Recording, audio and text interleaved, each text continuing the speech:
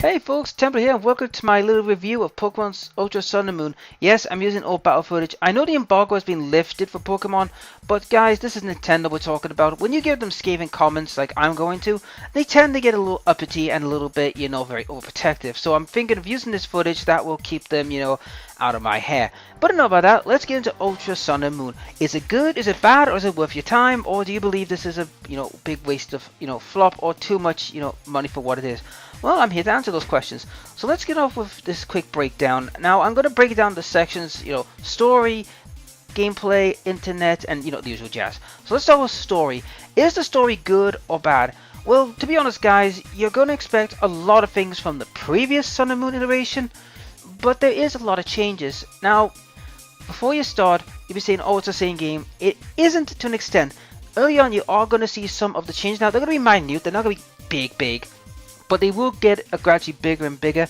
And to be honest with the story, I found this story quite, satisfactory. I did, because in the last story I thought it was okay, but I didn't feel totally satisfied. But this one I did feel satisfied because of the way it ended. So I was satisfied.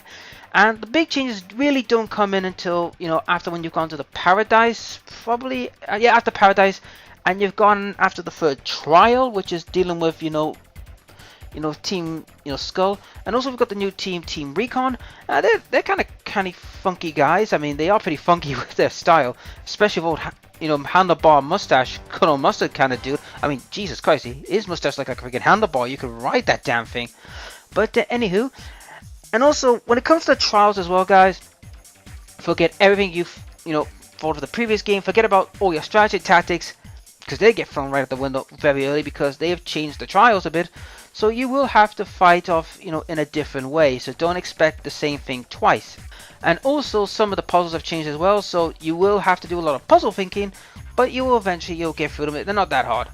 To put an example for you, Solopovis, the kid in the observatory tower. Now in his challenge, you would face Vikavolt. Well, in this version, you don't face a Vikavolt. You face off against the Togema, the little electric mouse Pokemon. You would fight that thing, and watch out, that thing's a defensive bitch. I mean, it will defend and screw your day. Trust me on that. Also, we've got new areas such as, the Ultra World and, the Pikachu Valley.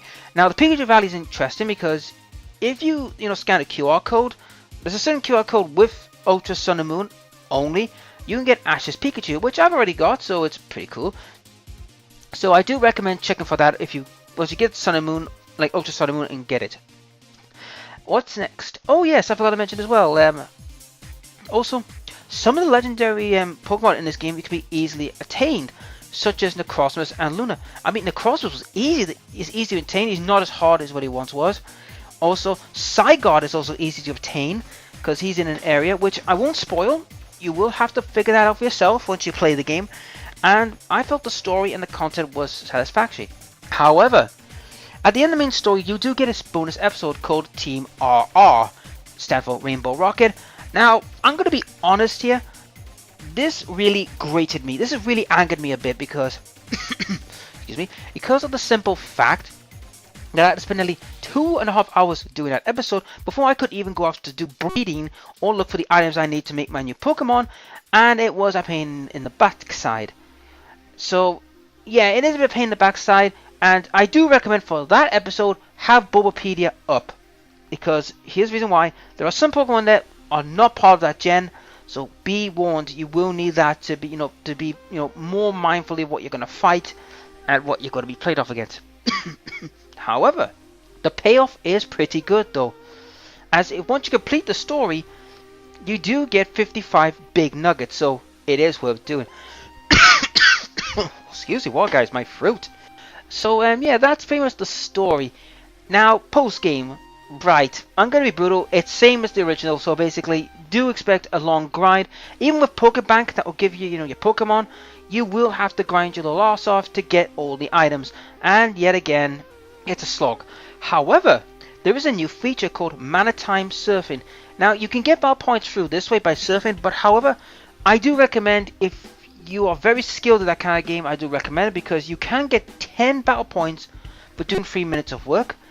But the problem is you need to set a high score. Basically what Mana Time Surfing is, you must perform tricks on the waves, and you've only got about 3 minutes to do it. if you do well and you get like something like over 30,000, you get like 10 battle points, which is freaking awesome. However, as I found out with this, it's a very hard task because not only do you have to find a way to speed up very quickly, dodge a lot of obstacles, but you also must perform a lot of tricks. Now, don't get me wrong, it will be worth your time if you're good at this. So if you like don't like want to do the battle tree or battle royale, which I found was really annoying at times, then yeah, it's worth you doing. Now, as far as battle tree goes, guys, yes, you have to do the battle tree if you want to get the Charizard X, Charizard Y, Blastoise, and Venusaur Megastones. However, here's the fun part: you can get them very easy if you've used the same team that you got them the first time. It will be a piece of piss. So yeah, so it's worth you having a go. Also, guys, the Breen items are actually easier to get. Now, believe it or not, during the story, I managed to get the Power Bands, you know, the one for the health, as well as, you know, the Destiny Knot and the Everstone. Now, to get them, pretty easy. I mean, the Power Band, you get them near the Battle Tree, so that's easy for you. The Destiny Knot, you have to go to Route 14, go on your Lapras and fight off a couple of Pokemon where this woman's trapped, fight them off, and you'll get the Destiny Knot. And the Everstone, you must face off against the first captain again in the post game. So it is easier now to get the Breen too, so it makes it a little bit easier. And also, it makes your life a hell of a lot easier. Also, some of the new Z moves are out, which are pretty interesting. I mean, for example, Ruff's new Z move. Well, it's like it rocks, but it's new Z move called Shattering Seismic Shattering. It's called, I can't remember because, you know, I don't have it on me. But that's pretty cool. But Mimikyu's new Z move, by God, that thing is very questionable in many circumstances. I'll be surprised there's a lot of memes by the time this comes out. So yeah, we'll talk about that once I actually get a battle with the little sword. And what else? Oh yeah, also one of the new features as well. Now this is a positive feature in my book. It is the Ultra Wormhole game. Now, many people wondering what the hell is that? You get to go in an Ultra Wormhole during the storyline, and once you've opened that, you go back to it, and you can find very special Pokemon. Now, I do have to warn you, you do have to use like tilt control, you have to do like movement controls with your hands, and it's a pain, but thankfully you can go to Game Freak and get them changed. Yes, Game Freak has themselves in the game, believe it or not. You'll find them probably on they're on the second island. You can find them there, find them a building, go find, I can't remember who it is, but you find one of them, ask them to change the controls to control your Pokemon, and you can look for these like legendary Pokemon. And these legendary Pokemon are not just any legendary Pokemon, they're from the past. Like the original 3, like the 3 birds, Black and White, you know, all the old legendaries are up for grabs. Now, do be warned, if you kill them, you lose them, so be careful. So I suggest a lot of soft resets and a lot of time and patience to get them. But they are worth, you know, your time getting them.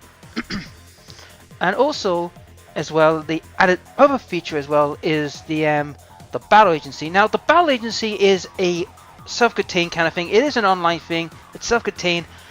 I'm gonna be honest, I'm not too fond of it. Now, the battle agency is basically you get to rent a Pokemon. You find 3 people. Now, one is you. You can find 2 other friends, or the game will just randomly generate some like blogs, and you fight in a free. Like each person has 1 Pokemon, and they fight another 3 with 1 Pokemon. It's pretty boring. It's like Battle Tree, but there's no reward to it. It's just you just fight. The higher rank you go, the more chance you get to, you know, use a legendary that you not normally would get. But because of the wormhole, you can just get them anyway. What else have they done? Oh yeah, they've also added as well several new Pokemon. Now some of them I'm a little bit skippy, but I will probably, you know, get a couple in. But we'll have to wait and see.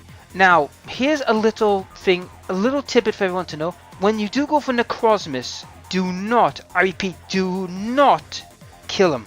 If you kill him, you will not get the ultra good stuff, which is the Ultra Beast transformation. Now this thing is a beast. You can turn a Luna or a Segalon, which is the lion. If you get them, you can transform them into a unique being.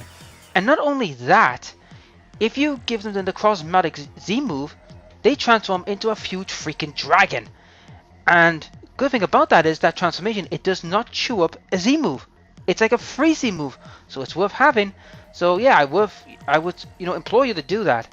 And yeah, that's pretty much it actually for the Pokemon Sun and Moon's story and post game. Now for the online, I know you're thinking, Is the Festival Plaza there? I'm afraid it is, unfortunately. And you know what's the only change they did to it?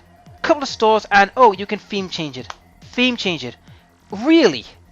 After what the outcry of, wanting to play a search system, they are going full hog with this. It's unbelievable. And also, guys, most of the previous gen Pokemon are on the island. I mean, I'm not lying. In my first hour of the game, I managed to get a Kangaskhan, a freaking Magmar. Yeah, a freaking Magmar. I'm surprised at myself I got that. And I think also I got a Lapras very early in the game. So the game is kinder to you. It will give you a lot of early stuff.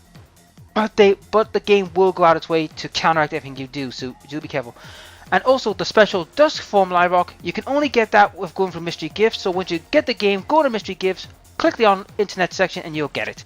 And also there's some of the new Z moves, you can easily get them. I mean, let's start with the Lyrock. You get that pretty much very early on through Horo. Through the story you'll eventually get that.